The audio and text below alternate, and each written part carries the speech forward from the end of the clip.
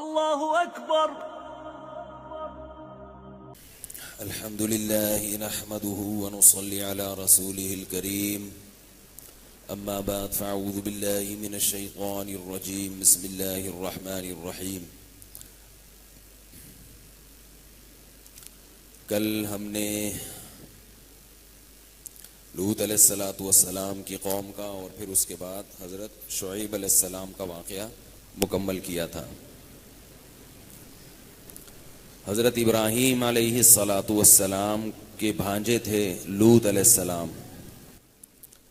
تو اللہ تعالیٰ نے حضرت ابراہیم علیہ السلام سے وعدہ کیا تھا کہ آپ کی ذریت میں نبوت اور کتاب جاری کروں گا.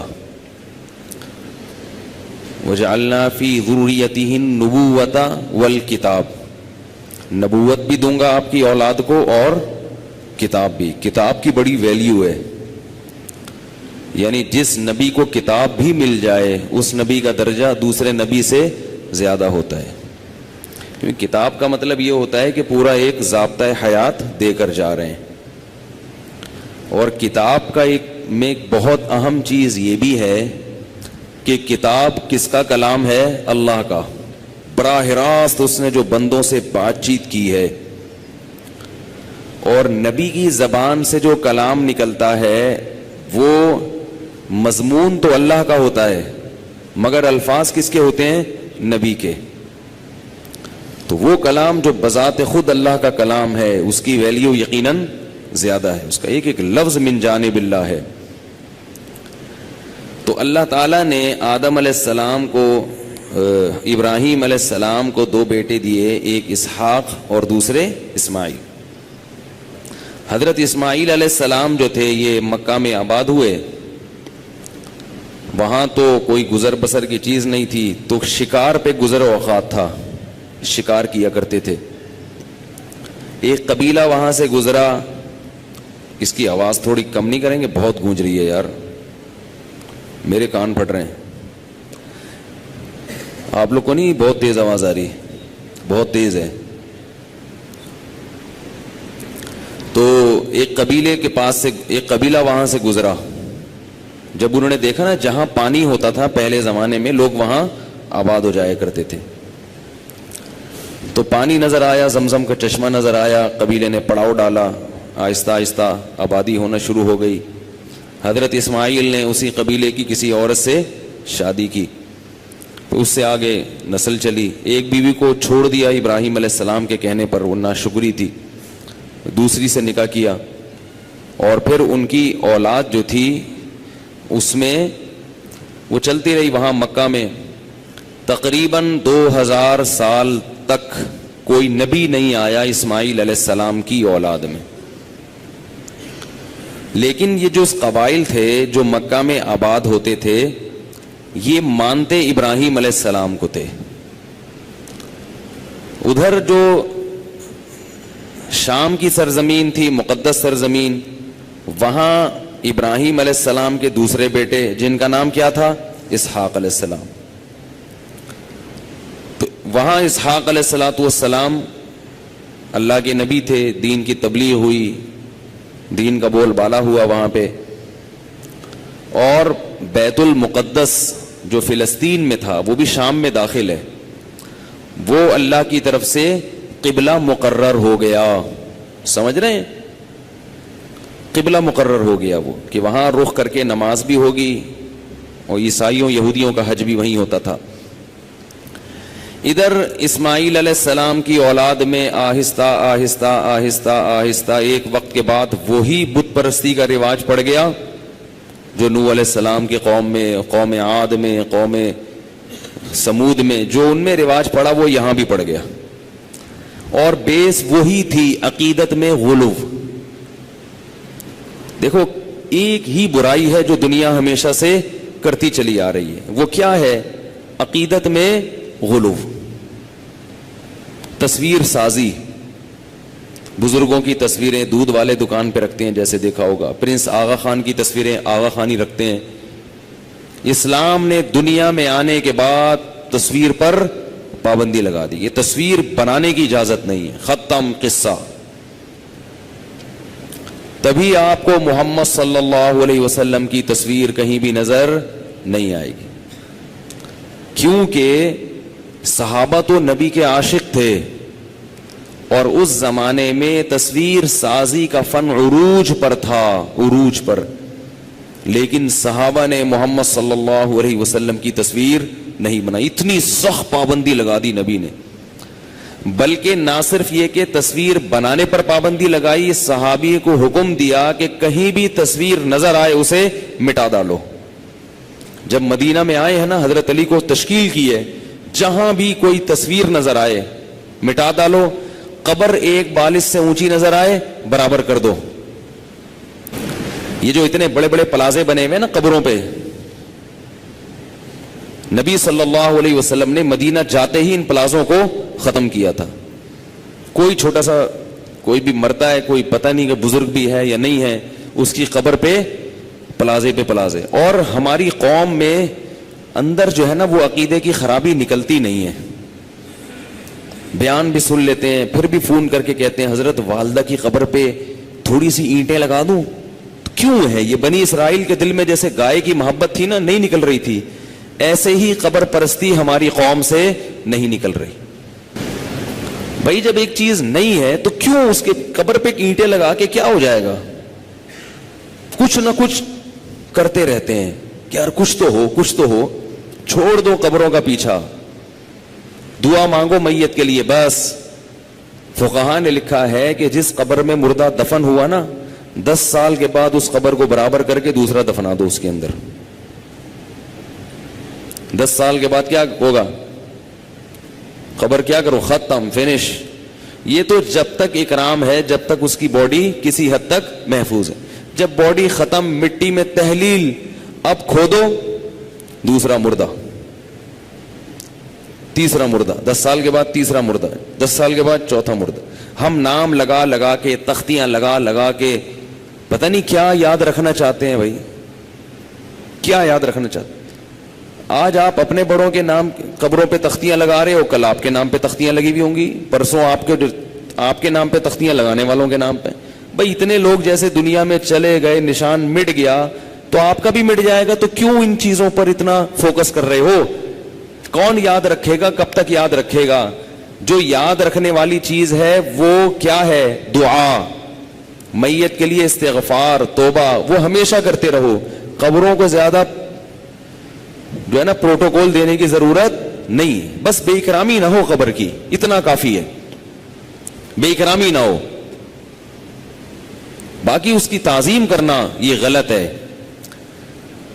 تو اس لیے ہماری شریعت نے قبر پرستی پہ بھی پابندی لگا دی اور تصویر بنانے پر بھی. البتہ یہ تصویر جو شرک پھیلا ہے نا, ہاتھ سے بنی ہوئی تصویریں یا کیمرے سے تصویر لے کے دیوار پہ چپکا دی, جو ڈیجیٹل تصویر ہے اس کے بارے میں علماء کی دونوں رائے ہیں. ویسے بھی ڈیجیٹل تصویر کی عبادت نہیں ہوتی, کیونکہ ڈیجیٹل تصویر جو ہے نا اس کا لوگوں کے ذہنوں میں تصویر والا مفہوم ہے ہی نہیں.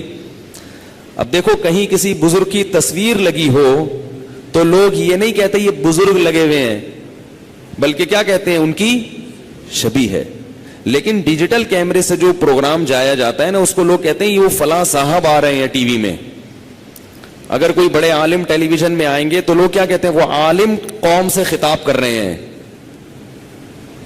آئی بات سمجھ میں؟ اس میں قرار نہیں ہوتا, وہ ٹھہری بھی نہیں ہوتی ایک جگہ کے اٹھ کر لے جائیں, اٹھا کے چومیں رکھ دیں, پھر اس کے سامنے سجدہ کریں, ایسا نہیں ہوتا. وہ بالکل عرف میں ایسے سمجھا جاتا ہے جیسے بندہ سامنے بیٹھا ہوا ہے, ایسے ہی ٹیلی ویژن کی اسکرین پہ آ کے بھی قوم سے خطاب کر سکتا ہے, یوٹیوب کی اسکرین پہ آ کے بھی قوم سے خطاب کر سکتا ہے, فیس بک کی اسکرین پہ آ کے بھی قوم سے خطاب کر سکتا ہے. آپ کہہ سکتے ہیں کہ بھائی اس میں بھی تو عقیدت میں غلو ہو سکتا ہے, کوئی سجدہ کر سکتا ہے نا سامنے, تو وہ تو ویسے بھی کر سکتا ہے سامنے آ کے. اصل جو چیز ہے نا, اصل کیا ہے کہ لوگ اس کو محفوظ کر کے اس کو اپنے پاس رکھ لیتے تھے, بت بن کے اس کے سامنے کھڑے ہو جاتے ہیں. یہ ڈیجیٹل تصویر میں یہ چیز, یہ والا عنصر نہیں پایا جاتا ہے. مشاہدے پر مبنی ایک حقیقت ہے, ڈیجیٹل میں یہ نہیں ہوتا, یہ پرنٹڈ میں ہوتا ہے. تو یہ تصویر کو جس وجہ سے حرام قرار دیا گیا ہے اس میں سے ایک وجہ, اور بھی وجوہات ہیں, ان میں ایک بہت بڑی وجہ وہ ڈیجیٹل تصویر میں نہیں پائی جاتی.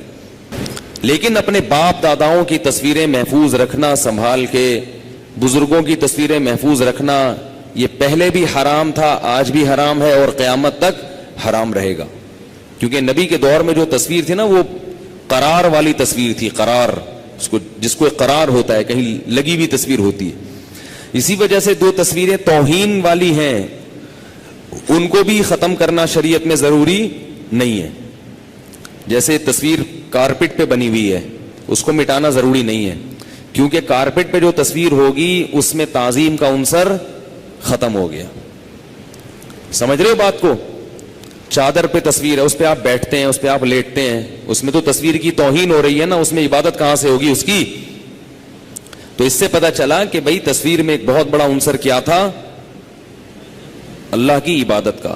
اور اس میں ایک عنصر یہ تھا مزاحات لخلق اللہ، اللہ کی نقالی. یہ میرا موضوع نہیں ہے، اگر میں اس پہ چلا گیا تو موضوع تبدیل ہو جائے گا.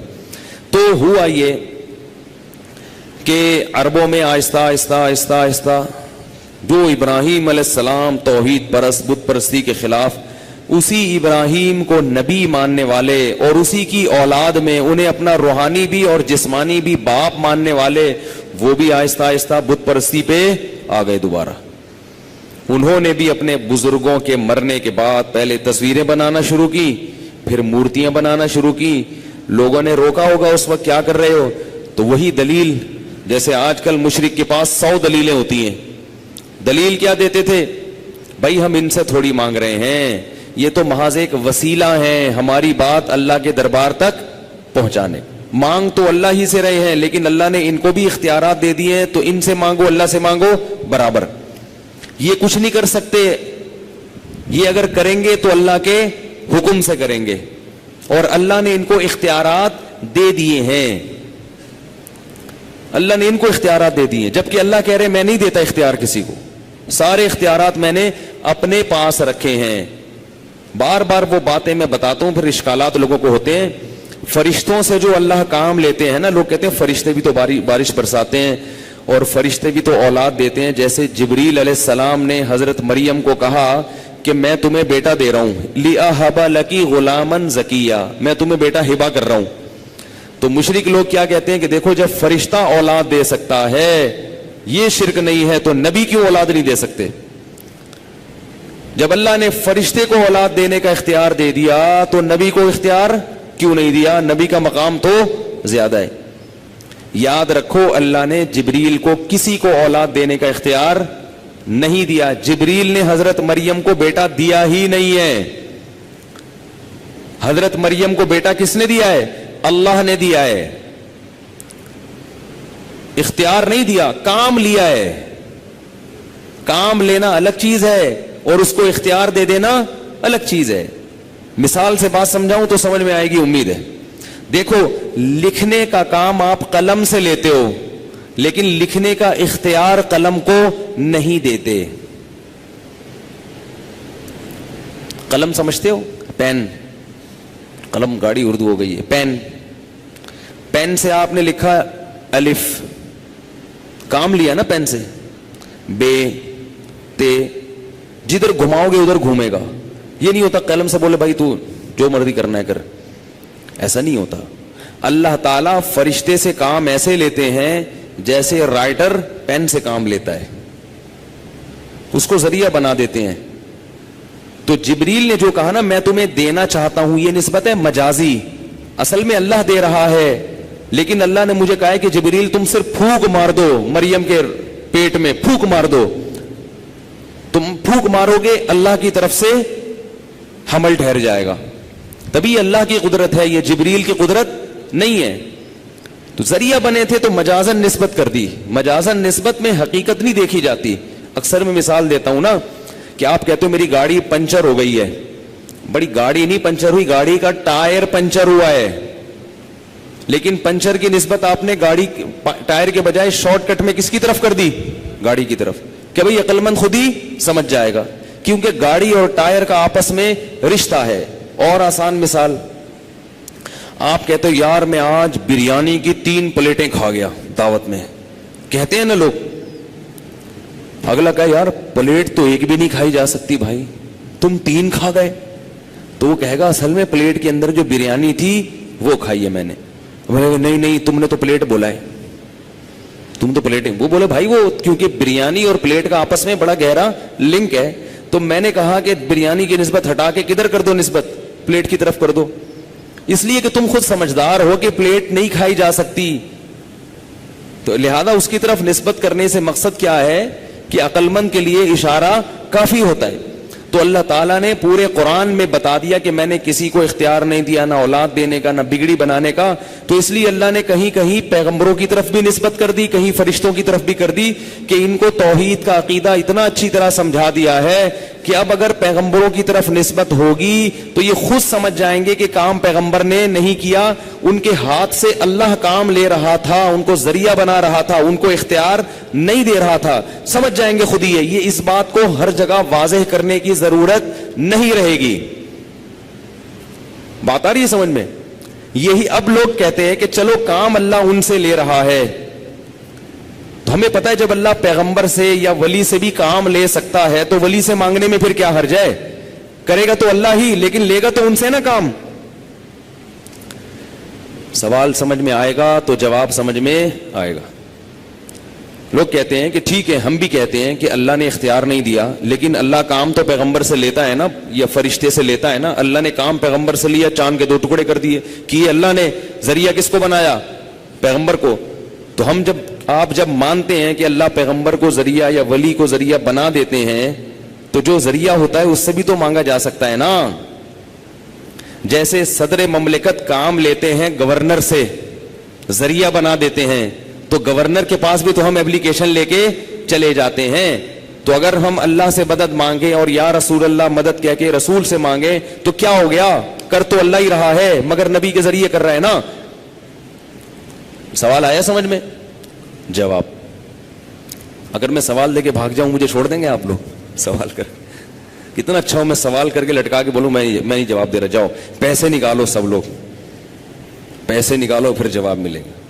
فری کی چیزیں مل رہی ہیں نا خام خواہ کی, تو قدر نہیں ہوتی. اب جتنے بیان میں میرے سوال آئے کریں گے نا 50 روپے کے حساب سے سب سے لے لیا کریں, ٹھیک ہے ٹھیک. جو 50 روپے دے گا اس کو الگ میں لے جا کے سوال کا جواب دے دیں. خیر مذاق کر رہا ہوں آپ سے, کہیں 50 روپے نکالنا نہ شروع کر دیں. دیکھو سوال یہ ہوتا ہے کہ جب اللہ نے ان کو اگرچہ اختیار نہیں دیے لیکن اللہ ذریعہ ان کو بنا رہے ہیں, تو ہم نے ان سے مانگ لیا تو کیا حرج ہے؟ جیسے صدر مملکت گورنر سے کام لیتے ہیں, علاقے کے ناظم سے کام لیتے ہیں, تو ہم کبھی صدر کے پاس ایپلیکیشن اور کبھی ناظم کے پاس. دونوں میں فرق سمجھو. صدر کی طرف سے گورنر کو اور ناظم کو باقاعدہ اختیارات ہوتے ہیں. ایسا ہی نہیں ہے کہ صدر ان سے کام لیتا ہے, بلکہ باقاعدہ ان کو اختیارات مفوض کیے جاتے ہیں. پولیس کو گرفتاری کا اختیار دیا جاتا ہے, فوج کو جنگ لڑنے کا اختیار دیا جاتا ہے, وزیر اعظم کو بجٹ اناؤنس کرنے کا اختیار دیا جاتا ہے, اگرچہ اس میں پرمیشن لینی پڑتی ہے. جبکہ اللہ پیغمبر کو یا فرشتے کو اختیار نہیں دیتے. جیسے قلم کو آپ اختیار نہیں دیتے, کام لیتے ہیں, ذریعہ بناتے ہیں. اب دنیا میں اس سے بڑا بے وقوف کوئی نہیں ہوگا جو قلم سے لکھنے کا مطالبہ کرے. کوئی بے وقوف یہ کہے کہ چونکہ قلم ذریعہ بن رہا ہے لکھنے کا, لہذا میں لکھنے کا مطالبہ کاتب کے بجائے کس سے کروں گا؟ بولو بھائی, قلم سے. اب میرے ہاتھ میں پین ہے, کوئی بندہ میرے پاس آیا کہ مجھے کوئی تحریر لکھ کے دے دو یہ والی. اب میں نے قلم کے ذریعے تحریر لکھی, آدھی لکھی تھی. اس نے کہا چونکہ آپ نے قلم کو ذریعہ بنایا ہے, آئندہ میں ڈائریکٹ آپ کو ایپلیکیشن دینے کے بجائے کس کو دوں گا؟ پین سے کہوں گا یار تم خود ہی لکھ دو. وہ کہے گا میں خود کچھ بھی نہیں کر سکتا, مجھے میرا کاتب جدھر کو گھمائے گا میں ادھر کو گھوموں گا, اس میں میرے ارادے کا ذرہ برابر بھی دخل نہیں ہے. اسی وجہ سے ہم بارش اللہ سے مانگتے ہیں, بارش برسانے والے فرشتوں سے نہیں مانگتے. آئی سمجھ میں کہ نہیں آئی ہے؟ بارش کس سے مانگی جاتی ہے؟ اللہ سے. جبریل نے حضرت مریم کو بیٹا دے دیا, آج تک کسی نے جبریل سے بیٹا نہیں مانگا, کیونکہ وہ قلم کی طرح ذریعہ بنے ہو گئے نا. مجھے کچھ بھی نہیں, میں تو پھونک مار کے چلا جاؤں گا بھائی. جبکہ حکومت نیچے طبقے کے لوگوں کو اختیارات دیتی ہے. وجہ اس کی یہ ہے کہ حکومت کمزور ہے, سارے کام خود سے نہیں کر سکتی, رش لگ جائے گا. اس لیے حکومت میں بل جمع کرنے کا اختیار فلاں بینک کو دے دیا, ورنہ صدر صاحب بیٹھے ہوئے ہوں گے, بولیں گے سارے کام میں کروں گا. سارے کام کیا کریں گا؟ میں کروں گا, میں ہی لڑوں گا بھی, میں ہی یہ بھی کروں گا. تو انسان ہے, جبکہ اللہ سارے کام خود کر سکتا ہے. لا تأخذہ سنۃ ولا نوم, فرمایا اسے نہ نیند آتی ہے نہ تھکاوٹ ہوتی ہے. الحی القیوم ہے, زندہ ہے, پوری کائنات کو تھامے ہوئے ہے. کل یوم ہوا فی شان, ہر وقت کوئی نہ کوئی کام کر رہا ہے. کروڑوں نوعیتوں کے کام ایک ایک سیکنڈ میں کر رہا ہے اور وہ تھکتا نہیں ہے. تو اس کو ضرورت نہیں ہے اپنا کوئی وزیر یا اپنا کوئی نائب بنانے کی کہ بھائی میں سارا سب کو دیکھ نہیں سکتا, کچھ تم کر لو. ایسا نہیں ہے. تو اس شرک کی نفی ہے قرآن میں. یہ والا شرک کبھی بھی نہیں ہوا کہ اللہ کے علاوہ بھی کوئی اللہ ہے. مشرکین سے جب پوچھا جاتا تھا, قرآن میں جگہ جگہ یہ آیت ہے, وَلَئِن سَأَلْتَهُم مَّن خَلَقَ السَّمَاوَاتِ وَالْأَرْضِ, ان سے پوچھو کہ آسمانوں اور زمین کو کس نے بنایا, لَيَقُولُنَّ اللَّهُ, قسم اٹھا کے کہیں گے کہ صرف اور صرف اللہ نے. آج جو مشرک لوگ ہیں وہ یہ کہتے ہیں کہ ہم اللہ کو مانتے ہیں کہ اللہ ایک ہے, اسی نے سب کچھ بنایا, ہمارے نبی کو بھی اسی نے بنایا, تو ہم مشرک کہاں سے ہو گئے؟ بھئی آپ مشرک اس لیے ہو گئے کہ آپ کہتے ہو اللہ نے نبی کو بنا کے, اللہ نے اپنے پاس بھی اختیارات رکھے ہیں اور نبی کو بھی اختیارات بولو بھائی دے دیے. یہی تو شرک تھا. وہ کہتے تھے بتوں کو دے دیے, آپ کہتے تھے نبی کو دے دیے. تو اللہ کہتے ہیں میں نے کسی کو نہیں دیے. اللہ کی ذات میں کسی بت کو شریک کرو یا پیغمبر کو شریک کرو, کافر ہونے میں دونوں بولو نا برابر. عیسائیوں نے اللہ کی ذات میں کسی بت کو شریک کیا ہے. کس کو شریک کیا ہے؟ حضرت عیسیٰ ابن مریم, ایک بہت مقدس پیغمبر جو قرب قیامت میں نازل ہوں گے. غامدی کے خلاف ایک ٹائٹ دلیل دے دوں, آ رہی ہے نام پھر آ گیا دے دوں. یہ جو غامدی صاحب کہتے ہیں نا حضرت عیسیٰ علیہ السلام آسمان پہ زندہ نہیں ہے, قرآن میں 2 جگہ مجھے یاد پڑتا ہے اللہ نے حضرت عیسیٰ کے بارے میں کہا وَيُعَلِّمُهُ الْكِتَابَ وَالْحِكْمَةَ وَالتَّوْرَاةَ وَالْإِنْجِيلَ. بیچارے کا قرآن کا لفظی ترجمہ بھی نہیں پڑھا ہوا غامدی نے. اگر صرف لفظی ترجمہ پڑھ لیتا تو یہ باتیں نہ کرتا. لوگ کہتے ہیں آپ غامدی کے سامنے بیٹھ کے کیوں بات نہیں کرتے؟ ہمیں ان کے پاس کوئی بٹھانے کے لیے تیار نہیں ہے. چن چن کے بیچارے فارغ ترین لوگ. میں کوئی بڑا عالم نہیں ہوں, میں نہیں کہہ رہا کہ میں کوئی بہت بڑا علامہ ہوں, لیکن انشاءاللہ غامدی صاحب کی جو باتیں ہیں اس سے پردہ چاک الحمدللہ کر سکتا ہوں. تو فارغ ترین قسم کے جو بندے ہیں نا لا کے بٹھایا جاتا ہے, اور جب ان لوگوں کو کہا جاتا ہے کہ فلاں مولوی صاحب آ رہے ہیں, یہ تیار نہیں ہوں گے آپ سے بات چیت کے لیے. اب دنیا کو یہ چیزیں تھوڑی نظر آ رہی ہوتی ہیں. دنیا کہتی ہے ہر مولوی کو شکست دیتا ہے بھائی, کوئی بھی اس کے سامنے ٹھہر نہیں سکتا. میں ایک دفعہ بچپن میں وہ کھیل رہا تھا شطرنج کھیلنا جائز نہیں ہے, بچپن میں تھوڑا بہت شوق تھا, تو مجھے کوئی کھیلنے کے لیے مل نہیں رہا تھا. تو میرا بھانجا تھا بہت چھوٹا 5 سال کا, میں نے اس کو بٹھا لیا, میں نے کہا کھیلو. تو میرے بڑے بھائی نے دیکھا, بولا اس سے چھوٹا نہیں ملا کوئی اس سے چھوٹا نہیں ملا کوئی, اس کو ہرا رہے ہو یار بیٹھ کے. مجھے بڑی شرم آئی, میں نے کہا کوئی کھیلنے کے لیے تیار ہی نہیں ہے. لیکن ایک بات ہے کہ جیسا بھی ہو ہرانے کا مزہ آتا تھا, ٹھیک ہے نا, ہرانے کا اپنا مزہ ہوتا ہے. تو پہلے سے ہی ایسی پارٹی لے کر آؤ سامنے جس کو ہرانے کا مزہ. تو لفظی ترجمہ بھی بیچارے نے پڑھ لیا ہوتا نا قرآن کا, تو یہ باتیں نہ کرتا. قرآن میں آتا ہے کہ ہم نے عیسیٰ ابن مریم کو تورات بھی سکھائی, انجیل بھی سکھائی اور الکتاب بھی. 2 آیتیں تو اس وقت مجھے یاد آ رہی ہیں جس میں اللہ نے الکتاب کا. تورات تو سمجھ میں آتی ہے, حضرت موسیٰ پر نازل ہوئی. انجیل حضرت عیسیٰ پہ لازم ہوئی. الکتاب کیا ہے؟ الکتاب عربی میں ال جب لگتا ہے تو مخصوص کتاب جس کو سب جانتے ہیں, ال وہاں لگتا ہے. جیسے اس کی مثال ایسے ہے جیسے میں آپ سے کہتا ہوں جاءنی رجل, میرے پاس ایک بندہ آیا. کیونکہ یہ بھی معروف نہیں ہے نا, معروف نہیں ہے, تو میں اس پہ تنوین لگاؤں گا, الرجل نہیں کہوں گا, میں اسے کہا کہوں گا رجلن. کیا کہوں گا؟ رجلن, ایک بندہ, کوئی بندہ. ٹھیک ہے, یہاں تک سمجھ میں آ گیا. اب جب وہ بندہ مجھ سے بات چیت شروع کرے گا تو آپ کے ذہن میں اس بندے کا تصور پہلے سے آ چکا ہے کہ وہ جو بندہ ہے نا وہ جو آیا تھا اس وقت تو اننون تھا. اب میں کیا کہوں گا؟ رأیت الرجل، میں نے اس بندے کو دیکھا، علیہ قلنسوۃ، اس پر ایک ٹوپی تھی یا کچھ بھی تھا وہ. تو اب جب دوبارہ اس کا تذکرہ آئے گا تو رجل نہیں ہوگا بلکہ الرجل، کیونکہ ایک دفعہ اس کا ذکر پہلے ہو چکا ہے. اس کو کہتے ہیں معہود، ذہن میں وہ مستحضر ہو گیا ہے، مخصوص، کیونکہ اب آپ کا ذہن خود بخود اس ال کے لفظ سے خود بخود جائے گا کہ یہ وہی آدمی ہے جس کی پہلے بات ہو رہی ہے. لیکن اگر میں یوں کہتا ہوں جاءنی رجل، ایک بندہ آیا، رأیت رجلا، میں نے بندے کو دیکھا، تو یہاں بندے سے وہ والا بندہ مراد نہیں ہے بلکہ کوئی دوسرا ہے. الف لام لگانے سے اور ہٹانے سے اتنا فرق پڑ جاتا ہے عربی میں. تو قرآن یہ نہیں کہہ رہا وَيُعَلِّمُهُ كِتَابًا، اللہ حضرت عیسیٰ کو تورات کا علم بھی دے گا، انجیل کا بھی دے گا، اور ایک مخصوص کتاب ہے اس کا بھی دے گا. اگر وہ کتابن کا لفظ ہوتا نا، اللہ لگا ہوتا، ہم کہتے پتہ نہیں کوئی ہوگی، اللہ نے کوئی کتاب رکھی ہوگی. اللہ کہہ رہے الکتاب، اللہ ان کو تورات بھی سکھا رہا ہے، انجیل بھی سکھا رہا ہے، اور ایک ایسی کتاب جس کو تم سب جانتے ہو وہ والی کتاب بھی اللہ نے ان کو سکھائی ہے. اگر ان کو دنیا میں آنا نہیں تھا تو اللہ نے کون سی، وہ قرآن کے علاوہ پہلے بات تو یہ کہ وہ اگر قرآن نہیں ہے تو پھر کون سی کتاب ہے جو اللہ نے سکھائی ہے ان کو؟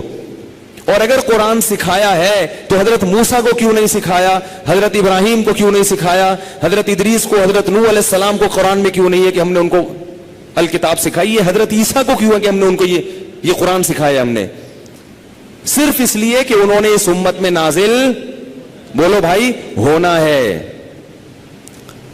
اس لیے متاثر ہونے کی چندہ ضرورت نہیں ہے. یہ بڑی نئی نئی چیزیں مارکیٹ میں آ رہی ہیں، اور میں نے بتایا نا کہ اگر ایک کو مانو گے تو پوری امت کو گمراہ قرار دینا پڑے گا. تو وہی بھٹو والا واقعہ دوبارہ سنا دو، جلدی سے سنا دوں؟ اچھا نہیں ہے لیکن سنانے دو یار. ضیاء الحق کو حکم دیا تھا بھٹو صاحب نے کہ جتنے جیل بھروں میں لوگ ہیں نا سارے سب کو اڑا دو. تو ضیاء الحق نے کہا کہ فوج کا اجلاس بلایا کہ اگر ہم پوری عوام کو اڑائیں گے تو دنیا کیا کہے گی کہ پاکستان آرمی کیا کر رہی ہے؟ تو بہتر نہیں ہے جس نے آرڈر دیا اسی کو اڑا دو. میں بار بار کہتا ہوں میں سیاسی آدمی نہیں، مجھے نہیں پتا ضیاء الحق نے اچھا کام کیا کہ غلط کیا، میں یہ نہیں کہہ رہا. ہو سکتا ہے غلط کیا ہو، وزیر اعظم کو لٹکا دیا، ہو سکتا ہے صحیح کیا ہو، مجھے نہیں پتا، میں سیاسی لائن کا آدمی نہیں ہوں، اس لیے کسی تنظیم کے خلاف، کسی سیاسی اس کے خلاف لے جانے کی اس کو ضرورت نہیں ہے. لیکن ضیاء الحق کی سوچ کیا تھی کہ بھائی سب کو اڑاؤ، اس سے بہتر ہے کہ جو آرڈر دے رہا ہے ایک اکیلا اس کو مارکیٹ سے شارٹ کر دو. تو میں آپ سے کہہ رہا ہوں کہ آپ اگر غامدی صاحب کو تسلیم کر لیتے ہیں تو پوری امت سے آپ کو ہاتھ دھونے پڑ جائیں گے. ساری امت، سارے مفسرین، سارے محدثین کیا ہو جائیں گے؟ غلط. چاروں ائمہ، خلفائے راشدین، صحابہ، سب کیا ہو جائیں گے؟ ابو ہریرہ رضی اللہ تعالیٰ عنہ بھی غلط ہو جائیں گے. وہ تو دلیل کے طور پہ قرآن کی آیتیں پڑھتے تھے ابو ہریرہ رضی اللہ تعالیٰ عنہ. حضرت ابو ہریرہ نے جب یہ حدیث سنائی، صحیح مسلم کی حدیث ہے، لَيُوشِكَنَّ أَن يَنزِلَ فِيكُمُ ابْنُ مَرْيَمَ حَكَمًا وَعَدْلًا، فرمایا اللہ کی قسم، ضرور بالضرور، یہ نون تاکید قسم کا معنی دیتا ہے کہ تم پر عیسیٰ ابن مریم آسمان سے نازل ہوں گے اور عادل بن کے حکومت کریں گے. جب یہ حدیث سنائی تو حضرت ابو ہریرہ نے فرمایا اقرؤوا ان شئتم، اس حدیث کی تائید میں اگر تم چاہتے ہو تو قرآن کی یہ آیت تلاوت کرو. اس کے بعد وہ آیت پڑھ کے سنائی انہوں نے، وَإِن مِّنْ أَهْلِ الْكِتَابِ إِلَّا لَيُؤْمِنَنَّ بِهِ قَبْلَ مَوْتِهِ. تو سارے یہی کہہ رہے ہیں بھائی. خیر کہاں سے کہاں بات چلی جاتی ہے. تو میں کیا عرض کر رہا تھا، تو مشرک کا کیا بتا رہا تھا یار میں؟ ہاں، جو اب کیا ہے کہ اللہ نے اختیارات کسی کو نہیں دیے، صرف کس کے پاس رکھے ہیں؟ اپنے پاس رکھے، ما فوق الاسباب اختیارات. تو وہی شرک کس میں آیا دوبارہ؟ ہاں، یہ والا شرک دنیا میں کہیں نہیں ہوا کہ اللہ جیسا کوئی اللہ ہے. یہ تو ہندو بھی نہیں مانتے، ہندو بھی کہتے ہیں بھگوان ایک ہی ہے. صحیح ہے نا، اصل بھگوان. یہ چھوٹے چھوٹے نا وہ اصل بھگوان تک پہنچانے کا ذریعہ ہے. یہ 50 والا جلدی پہنچا دے گا، 100 والا اور جلدی پہنچائے گا. صحیح ہے نا، اس طرح کی وہ ان کے ہاں ایک سوچ ہے کہ بھئی جس کی بیٹری اچھی ہے تو ظاہر ہے اچھی بیٹری ہے تو لائٹ زیادہ دے گا تو وہ کام بھی جلدی کرے گا. ان کی سوچ ہے، کیونکہ ان کی دکانوں میں اس طرح رکھے ہوئے ہوتے ہیں، واللہ عالم. مقصد کسی کا مذاق اڑانا نہیں ہے بھائی, ٹھیک ہے نا. تو شرک کرنے سے کیا ہوتا ہے, شرک کا مطلب سمجھ گئے کہ دو خدا کا قائل نہیں ہے کوئی, قائل اس چیز کے ہیں کہ ان کے ساتھ اللہ نے ایک اختیار بھی نہیں دیا. یاد رکھو, جو کہتے ہیں نا مختار کل بنا دیا, وہ بھی کافر ہے. جو کہتا ہے مختار کل نہیں بلکہ بعض چیزوں کا اختیار دیا ہے, وہ بھی کافر ہے. اللہ کہتے ہیں کچھ بھی نہیں دیا. ما لہم فیہما من شرک وما لہ منہم من ظہیر, کوئی مددگار نہیں ہے اس کا, کوئی ہاتھ بٹانے والا نہیں ہے اللہ کے ساتھ, کوئی اس کا وزیر نہیں ہے, کسی بھی چیز میں وزیر نہیں ہے. اللہ کے بندوں یہ عقیدہ ہے, اس میں دو نمبری نہیں چلے گی, اس میں دوغلی باتیں نہیں چلیں گی. کلمے کے بارے میں نہیں ہے کہ آپ کہیں کہ یہ بھی ٹھیک ہے تو وہ بھی ٹھیک ہے, نہیں, یہ کوئی نہیں ٹھیک, یہی ٹھیک ہے. نماز میں چلے گا یہ والی بھی ٹھیک ہے, بغیر یہ والی بھی ٹھیک ہے, چوڑی والی بھی ٹھیک, پتلی والی بھی ٹھیک, زور سے آمین بھی ٹھیک, آہستہ آمین بھی ٹھیک, وتر 3 رکعت بھی ٹھیک, 1 رکعت بھی چلتا ہے. یہ تھوڑی کہ خدا ایک بھی ٹھیک اور دو بھی ٹھیک, اس سے بھی مانگو اس سے بھی مانگو, یہ نہیں چلے گا. اس پہ میں ایک واقعہ سناتا ہوں. اب چونکہ فیس بک پہ نئے نئے لوگ آ رہے ہیں, آپ لوگ بھی بہت سارے نئے نئے, پرانے والے تو یہ واقعہ سن سن کے کان پک گئے ہوں گے, نئے والوں کی خاطر ایک دفعہ دوبارہ سن لیں. توحید کے معاملے میں گڑبڑ نہیں. اس پہ میں واقعہ سناتا ہوں. ایک مدرسے کا طالب علم تھا, مدرسے میں پڑھا نہیں تھا وہ صحیح طریقے سے, گاؤں چلا گیا. اسے شرمندگی ہوئی کہ مجھے آتا واتا تو کچھ ہے نہیں, جب میں گھر جاؤں گا تو لوگ مسئلے پوچھیں گے, آتے تو ہے نہیں مجھے, تو میں کیا کروں گا, لوگ تو عقیدت میں آئیں گے, مسئلے پوچھیں گے. تو اس کے استاذ نے بولا کہ جب بھی کوئی مسئلہ پوچھنے آئے نا, جواب تو تمہیں آتا نہیں ہوگا تو غور و فکر کرنا, بولنا یار اس میں علماء کا اختلاف ہے, اس میں علماء کا اختلاف ہے. لوگ کہیں گے یار بہت گہرا علم ہے, صرف جواب نہیں بلکہ علماء کے اختلافات بھی مانا.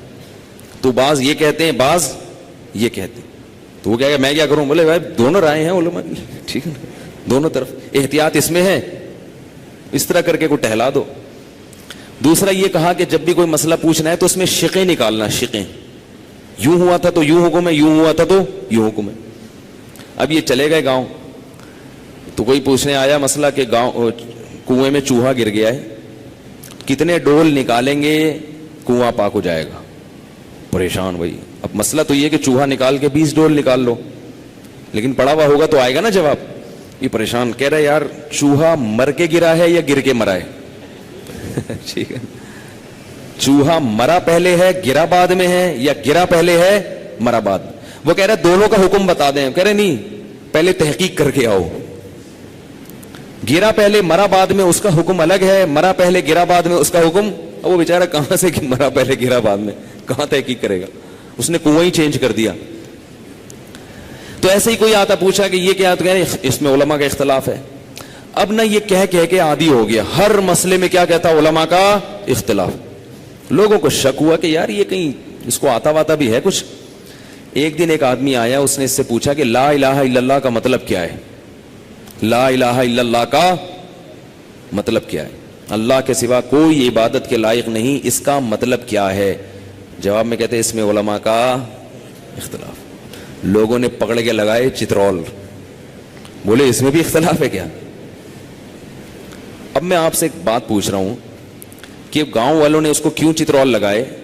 وہ بھی جانتے تھے کہ لا الہ الا اللہ کے مفہوم میں اختلاف نہیں ہو سکتا, اللہ کے سوا کوئی معبود نہیں, اس کے دو مطلب نہیں ہو سکتے کہ ہم کہیں یہ والا مطلب ہے, دوسرا کہے یہ والا مطلب نہیں ہے, بلکہ وہ والا مطلب ہے. ہم کہیں چلو امت کے علماء میں اختلاف ہے, دونوں مطلب نا نا نا نا نا نا, ایک ہی صحیح ہے, دوسرا فنار ہے, جہنم میں ہے. یا تو وہ جہنم میں ہے دوسرا, یا میں جہنم میں ہوں. پھر اگر میں اس کا مطلب صحیح بتا رہا ہوں, دوسرا غلط بتا رہا ہے, دوسرا کچھ اور بتا رہا ہے, تو وہ جہنم کی آگ میں. اور اگر میں غلط بتا رہا ہوں, وہ صحیح بتا رہا ہے, تو میں جہنم کی آگ میں. رفع الیدین میں نہ کرنے میں میرا مذہب اگر صحیح ہے اور رفع الیدین کرنے والے کا صحیح نہیں ہے, تو کرنے والا جہنم میں نہیں جائے گا, بلکہ اجتہادی خطا پہ اس کو ثواب ملے گا. اور اگر نہیں کرنے والا غلط ہے تو نہیں کرنے والا بھی جہنم میں نہیں جائے گا, بلکہ اس اجتہادی خطا پہ اس کو الگ سے اللہ کی طرف سے ثواب ملے گا. فروعی مسائل میں غلطی پہ بھی اجر ملتا ہے, بنیادی بیسک عقائد میں غلطی پہ اجر نہیں ملتا. کافر ہو جاتا ہے انسان, اسلام سے خارج ہو جاتا ہے. تو اللہ کے سوا کوئی معبود نہیں کا مطلب پتہ ہے کیا ہے؟ اللہ کے سوا کوئی مختار کل نہیں، مختار باز بھی نہیں ہے، مختار کل تو دور کی بات، مختار ہی نہیں ہے، اختیارات ہیں ہی نہیں۔ اللہ کے سوا کسی سے دعا مانگنا جائز نہیں ہے، یہ لا الہ الا اللہ کے مفہوم میں سب سے پہلے داخل ہے یہ چیز۔ اب اس میں دو رائے نہیں ہو سکتی کہ یا اللہ بھی یا رسول اللہ بھی، نا نا نا، یہ نہیں چلے گا بھائی، یہ مارکیٹ میں نہیں چلے گا۔ اور یاد رکھو، کسی کو دین کے قریب لانے کے لیے وقتی طور پر حق کو چھپانا تو جائز ہے کہ مصلحت نہیں ہے کھل کے مسئلہ بیان کرنا، لیکن غلط بیانی جائز نہیں ہے، یہ شریعت کا مسئلہ چینج کر دینا جائز نہیں ہے۔ بعض لوگ کیا کرتے ہیں، ان کو پتا ہے کہ یہ فلاں مسجد کا امام یا رسول اللہ مدد بھی کہتا ہے، غیر اللہ سے مدد کا قائل ہے، اس پہ باقاعدہ مناظرے کر رہا ہے، تو اس کے پیچھے نماز نہیں ہوگی۔ نہیں یاری بات میرا خیال ہے۔ اب آپ اتنے براڈ مائنڈڈ نہ بنے کہ یار چلتا ہے یار مسلمان میں جوڑ پیدا کرنے کے لیے، بھائی جوڑ پیدا کرنے کے لیے کافر کے پیچھے تھوڑی نماز ہو جائے گی، اللہ کے بندو، اس کا ذبیحہ تھوڑی حلال ہو جائے گا۔ لوگ کہتے ہیں بھائی اس کی بات کا دوسرا مطلب بھی تو ہو سکتا ہے، میں کہتا ہوں ہاں ہو سکتا ہے، لیکن یہ اس کا ہو سکتا ہے جس سے پوچھو تو وہ دو تین مطلب بیان کرے، لیکن آپ اس سے پوچھ رہے ہیں، وہ کہہ رہے نہیں میری یہی مطلب ہے جو میں کہہ رہا ہوں، اور اس پہ مناظرے کر رہا ہے وہ بیٹھ کے، وہ کہہ رہے ہیں کہ نبی صلی اللہ علیہ وسلم بشر نہیں ہے، نور ہے، اس پہ مناظرے کر رہا ہے وہ بیٹھ کے، آپ کہہ رہے ہو کہ نہیں اس کے دو مطلب ہو سکتے ہیں، وہ کہہ رہے ہیں نہیں ہے بھائی یہی مطلب ہے، اب اس کے پیچھے کہاں سے نماز جائز ہو جائے گی؟ ٹھیک ہے، شریعت نے کسی کو کافر قرار دینے میں احتیاط کا حکم دیا، ایک آدمی کے 100 مطلب نکلتے ہو نا تو اچھا والا مطلب لیں گے ہم، لیکن جب لیں گے جب نکلتا بھی کچھ، وہ خود کہہ رہے کہ نہیں ہے میرا مطلب یہ، وہ کہہ رہے آؤ اس پہ مناظرہ کرو، میں ثابت کروں گا کہ نبی بشر نہیں ہے، نبی انسان نہیں ہے، نبی نور ہے، وہ کہہ رہا ہے میں ثابت کروں گا کہ اللہ نے نبی کو اختیارات دیے ہوئے ہیں، وہ کہہ رہے جیسے جبریل کو اولاد دینے کا اختیار ہے تو نبی کو اختیار کیوں نہیں ہے؟ تو اتنی واضح بات اگر کر رہا ہے تو پھر اتنا زیادہ خوش فہمی میں مبتلا ہونے کی ضرورت نہیں ہے، اس کو کافر کہا جائے گا، اس کے پیچھے نماز کی اجازت نہیں ہوگی، اس سے نکاح نہیں ہوگا، اس کی بیوی اگر مسلمان تھی اور شوہر کا یہ عقیدہ بن گیا تو نکاح بیوی کا ختم ہو جائے گا، اور وہ اگر جانور ذبح کرے گا اس کا گوشت ہمارے لیے مردار ہوگا۔ اس میں احتیاط، ہاں وہمی نہ بن جائیں کہ جا کے کوئی بھی کاٹ رہے تو پوچھ رہے ہیں کیا عقیدہ ہے تیرا، وہمی بننے کی ضرورت نہیں ہے، مسلمان ہیں ماشاءاللہ سب توحید پرست ہیں، جس کا پتہ چل جائے یقین ہو جائے تو اس کے لیے پھر جوڑ پیدا کرنے کے لیے نماز پڑھ لینا اس کے پیچھے جائز نہیں ہے، اگر نماز پڑھ لی ہے لوٹانی پڑے گی آپ کو، بعض دفعہ یہ ہوتا ہے کہ نہیں پڑھو گے تو پٹو گے، تو پھر مجبوری ہے پھر پڑھ لو، پھر بعد میں، لیکن بعد میں لوٹا بھی نہیں رہے، یا وہ اس ٹیکنیکل طریقے سے پڑھ لو جو میں نے ایک بیان میں بتایا ہے۔ اور اس میں کوئی دیوبندی بریلوی کا اختلاف نہیں ہے، کوئی دیوبندی یہ عقیدہ رکھے وہ بھی کافر ہے، کوئی اہل حدیث یہ عقیدہ رکھے وہ بھی کافر ہے، کوئی بریلوی عقیدہ رکھے وہ بھی کافر۔ یہ مقصد نہیں ہے کہ آپ نے سمجھے کہ بریلویوں کے خلاف بیان کر رہا ہوں، نہ نہ نہ، جو رکھے گا وہ کیا ہوگا؟ کافر ہوگا۔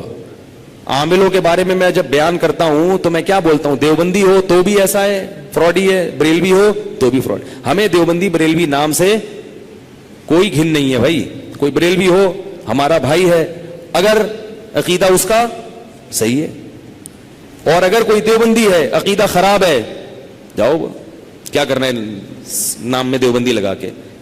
قیامت کے دن اللہ یہ نہیں پوچھیں گے دیوبندی تھے بریلوی تھے، اللہ پوچھیں گے لا الہ الا اللہ کا مطلب بتا دے تو خالی ہے بھائی ٹھیک ہے۔ اگلا کہہ رہا ہے ایکچولی لا الہ الا اللہ میں نا، اللہ فرشتہ جب آیا نا قبر میں، اللہ پوچھ رہے ہیں لا الہ الا اللہ کا مفہوم بتاؤ، لا الہ الا اللہ۔ یہ مفہوم اس لیے آپ کہیں گے بھائی مفہوم کا سوال کب سے ہوگا قبر میں؟ لا الہ الا اللہ قادیانی بھی پڑھتا ہے، اور بعض قادیانی مرتے ہوئے کلمہ پڑھ کے جاتے ہیں مگر جنت میں نہیں جائیں گے۔ بعض قادیانی مرتے ہوئے لا الہ الا اللہ محمد رسول اللہ پورا تجوید کے ساتھ پڑھ کے دنیا سے جاتے ہیں، اور ڈائریکٹ کہاں جاتے ہیں؟ کلمہ پڑھ کے جہنم میں جاتے ہیں، کیونکہ وہ کلمے کے الفاظ کو مانتے ہیں، کلمے کے مفہوم کو نہیں مانتے۔ آپ موت کے وقت جو کلمہ پڑھیں گے وہ والا کلمہ جس کا مفہوم بھی وہی ہو جو اللہ اس کے نبی نے بتایا، پھر وہ کلمہ موت کے وقت قبول ہوگا۔ اگر آپ اس شرک والے ذہن یا ختم نبوت کے انکار کے ساتھ محمد رسول اللہ پڑھو گے، اللہ کو یہ والا محمد رسول اللہ کہنا آپ کی زبان سے مقبول نہیں ہے۔ آئی نا بات سمجھ میں کہ نہیں آئی ہے؟ کیونکہ قادیانی تو ویسے بھی کہتے ہیں لا الہ الا اللہ محمد رسول اللہ، 100 دفعہ کہتا ہے، اسلام مسلمان تھوڑی ہو جاتا ہے، کیونکہ وہ محمد کو رسول کہہ تو رہا ہے مگر مان نہیں رہا. اگر مان رہا ہوتا تو رسول اللہ کے بعد کسی اور نبی کا اقرار نہیں کرتا، کیونکہ یہ تو بہت واضح حدیثوں میں نبی نے کہہ دیا کہ میں آخری نبی ہوں، میرے بعد کوئی نبی نہیں ہے، تو آپ مان ہی نہیں رہے ان کو. عیسائی حضرت عیسیٰ کو اللہ کا رسول مانتے ہیں مگر جنت میں نہیں جائیں گے، کیونکہ حضرت عیسیٰ کی بات نہیں مانتے. حضرت عیسیٰ نے پیدا ہوتے ہی ماں کی گود میں کہا تھا میں اللہ کا بندہ ہوں، یعنی اللہ کا بیٹا نہیں ہوں. تو اسی طرح یاد رکھو یہ جو کہتے ہیں نا مرتبہ کلمہ پڑھ کے چلا گیا، تو کلمہ پڑھ کے اس کا کلمہ ہے جو توحید پرست ہو، ختم نبوت کا معترف ہو. تو اس طرح اس قسم کے لوگ جو کلمہ پڑھیں گے ان سے قبر میں سوال ہوگا کہ یہ کون سا والا کلمہ پڑھا ہے، اس کا مفہوم کیا ہے. اب وہ وہاں پھنسے گا تو بولے گا ایکچولی اس میں 2 رائے ہیں. گرین والے کہتے تھے کہ اس کا یہ مفہوم ہے، اللہ کہیں گے تو بتا تیرا کیا تھا، تو یہ بتا کہ تو اللہ کے سوا مدد مانگنا کسی سے جائز سمجھتا تھا. کہے گا ہاں. اللہ کہے گا پھر اسی سے مانگ، کیونکہ قرآن میں جگہ جگہ ہے کہ جب یہ آگ میں جلیں گے تو اللہ کہے گا کہ جن کو دنیا میں مدد کے لیے پکارا کرتے تھے آج انہی کو پکارو، آج کوئی تمہاری پکار نہیں سنے گا. تو اس لیے اپنے حال پہ رحم کریں. خیر میں جلدی سے واقعہ سمیٹتا ہوں. تو شرک کہاں سے دوبارہ شروع ہو گیا؟ کس میں؟ مشرکین مکہ میں، جو ابراہیم علیہ السلام کی اولاد. ان میں کوئی پیغمبر نہیں آیا، صرف ایک اسماعیل علیہ السلام تھے، اس کے بعد کوئی پیغمبر نہیں آئے.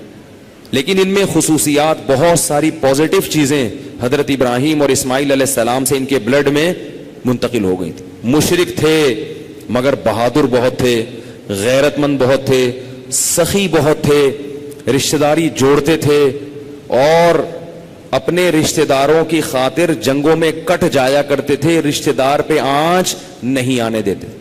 کسی سے دوستی کا ہاتھ بڑھا لیا، کٹ جائیں گے، مر جائیں گے، وہ ہاتھ پیچھے بولو نا نہیں. مشرک تھے مگر ان کے اندر یہ کوالٹیز بہت زیادہ تھی. اللہ نے اس لیے آخری نبی کے لیے اس قوم کا انتخاب کیا کہ ان میں بہت ساری خصوصیات ہیں، ان سے صرف شرک چھڑوا دو تو یہ توحید میں ایسے آگے نکلیں گے کہ دنیا ان کا مقابلہ نہیں کر سکے گی. اور ادھر جو گڑبڑیں چل رہی تھیں، اب جو غیرت مند لوگ کہتے ہیں نا، دیکھو غیرت مند ہوتا ہے نا وہ اپنے دوست کا مصیبت میں ساتھ دیتا ہے. اور ویسے آپ کی بڑی اچھی دوستی تھی، دوست پٹ رہا ہے تو سب سے پہلے آپ وہاں سے بھاگیں گے. ایک آدمی کہتا ہے کہ میرا بڑا اچھا دوست تھا، ایک دن میری پٹائی ہوئی تو میں نے کہا میرا دوست بھی آئے گا تو میں بہت دور تک دیکھتا رہا، اتنی جلدی بندہ غائب ہوا ہے پتہ ہی نہیں چل رہا کہاں گیا ہے. یعنی کافی میں نے تلاش کیا، ایسے غائب. اور ادھر جو تھا وہاں پیغمبر آتے رہے ہیں، ہزاروں پیغمبر آئے ہیں ادھر فلسطین میں، شام میں. آج بھی شام کی سرزمین میں جتنے پیغمبر دفن ہیں پوری دنیا میں کہیں بھی نہیں ہے. ارسلنا رسولنا تترا، اللہ فرماتے ہیں ہم نے پیغمبروں لگاتار پیغمبر بھیجے ہیں، لائن لگا دی ہے پیغمبروں کی بنی اسرائیل میں. تو حضرت ابراہیم کے بیٹے کون تھے؟ اسحاق. یہ کہاں رہے تھے؟ شام میں. اور اسماعیل علیہ السلام کہاں تھے؟ مکہ میں. ان کا تو الگ ہسٹری ہے مکہ والوں کی، وہ میں نے آپ کو مختصر بتا دی. شرک میں چلے گئے، جنگیں، لڑائیاں، ذرا ذرا سی بات پہ جہالت پہ اتر آتے تھے، اور ان کا تو سارا نظام کیا ہو گیا؟ تباہ و برباد ہو گیا. بس قتل و غارت، قبائلی جنگیں، اور جناب اس کا گھوڑا آگے نکل گیا نا دوڑ میں، مار دیا اس کو جان سے. اس سے جان سے مارا، اس نے بولا ہم نہیں چھوڑے گا، ہم بھی مارے گا. ادھر مارا، اس نے پھر مارا. جنگیں بھائی، لڑائیاں، عورتیں بھی قتل کر دیتی تھی وہاں، بڑی جنگیں. اور یہ سب میں ان پہ کوئی حکومت کرنا پسند نہیں کرتا. بولے بھائی ان کو تو حکمران بنا سکتے ہیں، ان کو رعایا نہیں بنا. لوگوں نے چھوڑ دیا، بولے ان کو لڑنے دو. لیکن ایک خاصیت تھی، بیت اللہ سے بڑی محبت کرتے تھے کہ یہ ہمارے باپ ابراہیم علیہ السلام نے اللہ کا گھر بنائے. ایسی محبت. لیکن عجیب بات ہے کہ بیت اللہ کے اندر 360 بت بھی رکھ دیے لا کے. بیت اللہ کا بھی طواف ہو رہا ہے اور ان بتوں کا بھی ہو رہا ہے، لیکن بیت اللہ چھوڑنے کے لیے تیار نہیں ہوتے تھے. کہتے یہ اللہ کا گھر ہے، یہ مانتے تھے. اور پوری دنیا سے جو لوگ حج کرنے آیا کرتے تھے ابراہیم علیہ السلام کی دعوت پر، ان کا بڑا اکرام کیا کرتے تھے. اجعلتم سقایۃ الحاج وعمارۃ المسجد الحرام، اللہ نے اس بات کا قرآن میں ذکر کیا. مسجد حرام میں اپنا پیسہ لگاتے تھے تعمیر کے لیے، جی کھول کے خرچ کیا کرتے تھے. مکہ میں قحط پڑتا تھا مگر مکہ کی سرزمین کو چھوڑ کر نہیں جاتے تھے کہ اللہ کا گھر ہے ہم یہ چھوڑ کے نہیں جائیں گے. حاجی دنیا سے آتے تھے, ان کا اکرام ہوتا تھا, بہت ان میں اندر بڑی اچھی کوالٹیز بھی تھی.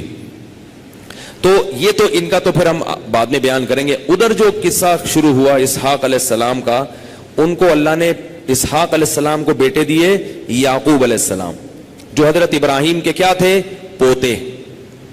اچھا, ابراہیم علیہ السلام کو تو بڑھاپے میں اولاد ملی ہے تو ان کی نسل تو صرف 2 بیٹوں تک گئی ہے, لیکن اللہ نے اسحاق علیہ السلام کی اولاد میں برکت رکھ دی, خوب اولادیں دی. پھر یعقوب علیہ السلام کو اللہ نے نبوت دی.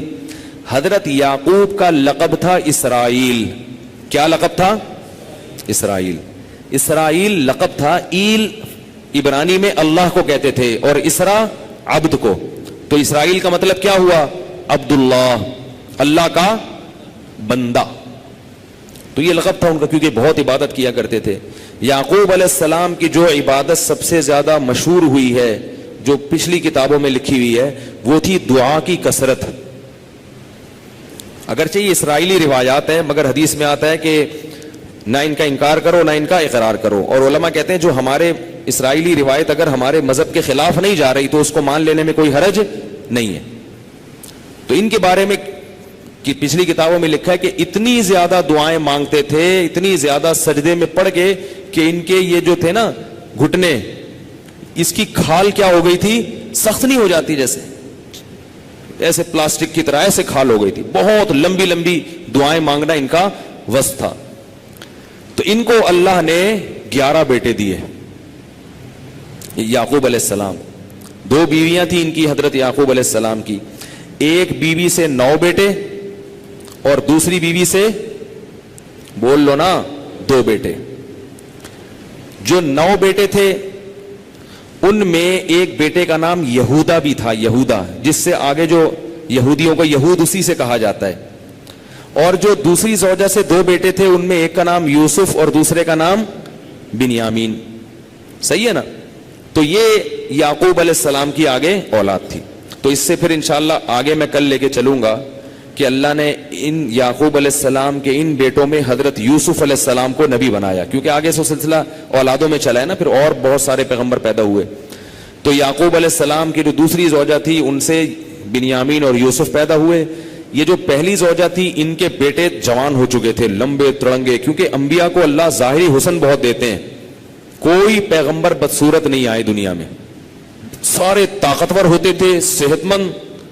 اگر بیماری آئی بھی تو کوئی گھٹیا بیماری نہیں لگی ان کو, تو صحت مند اور بہت زیادہ حسن و جمال, خوبصورتی. اس کی وجہ یہ تھی کہ تاکہ لوگ ان کی طرف مائل ہوں, کوئی اعتراض نہ کرے کہ اللہ نے پیغمبر بنایا ہے, یہ اس کی تو پرسنالٹی نہیں ہے. تو انبیاء کی بہت خوبصورت پرسنالٹی ہوتی ہے. تو ظاہر ہے جب یعقوب علیہ السلام اتنے خوبصورت تھے تو ان کے بیٹے کیسے ہوں گے. تو 9 بیٹے, بیٹیاں بھی تھیں, بیٹوں کا ذکر ہے قرآن میں, بیٹیاں اس کے علاوہ تھیں. تو 9 بیٹے ماشاءاللہ, وہ لمبے تڑنگے, جان اور خوبصورت. تو وہ بیٹے کیا کرتے تھے, وہ کہتے تھے کہ ہمارے ابا جو ہے نا وہ چھوٹے بیٹے جو دوسری زوجہ سے یوسف ہے, چھوٹا ہے ہم سے, اس سے محبت زیادہ کرتے ہیں. وَنَحْنُ عُصْبَةٌ, ہم ایسی بڑی جماعت ہیں ابا کے لیے, ابا ہمیں لفٹ نہیں کراتے, زیادہ لفٹ نہیں کراتے. مطلب کیوں نہیں کراتے تھے ابا, یہ انشاءاللہ بولو نا کل بتائیں گے, ٹھیک ہے نا. کچھ کل کے لیے بھی چھوڑ دو نا. اللہ تعالی ہم سب کو سمجھنے کی, عمل کی توفیق عطا فرمائے. سبحانک اللہم و بحمدک, نشہد ان لا الہ الا انت, نستغفرک و نتوب. Thanks for watching.